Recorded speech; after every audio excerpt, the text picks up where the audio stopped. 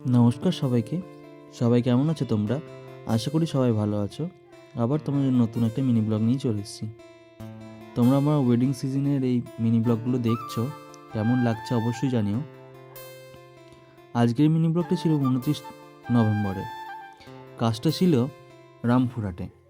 আর যেই টিমের কাজ ছিল, টিমটার নাম হচ্ছে ব্যানার্জি ফটোগ্রাফি, মানে রামপুরহাটের পিকুদার কাজ ছিল।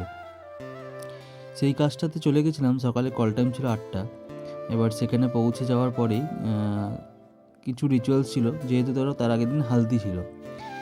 এবার ব্যাপারটা পুরোটা বলি, ছেলে হচ্ছে সাউথ ইন্ডিয়ান, ওর জন্য আগের দিনে তাদের হালদি হয়ে গেছিলো, আর মেয়ের নান্নিমুখ বৃদ্ধি যা ছিল সেগুলো সব হয়ে গেছিলো, যাতে বিয়ের দিনকে সকালবেলাতে ছেলের নিয়মে, মানে সাউথে ধরো সাউথ ইন্ডিয়ান যে বিয়েগুলো হয় সেগুলো সব দিনের বেলাতে হয়, সেই জন্য বিয়ের দিন মানে 30শে নভেম্বরের দিন ছেলের নিয়মে সকালবেলাতে বিয়ে হবে।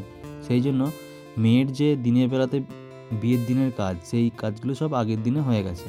এবার আমরা তারপরে চলে গেছিলাম, দুজনকেই পেয়ে গেছিলাম, যেহেতু এক জায়গাতেই ছিল, সেই জন্য হালদির লুকে দুজনাকেই কিছু কাপল শ্যুট নিয়ে নিয়েছিলাম, যেহেতু দুজনের একসাথে হালদি হয়েছিল।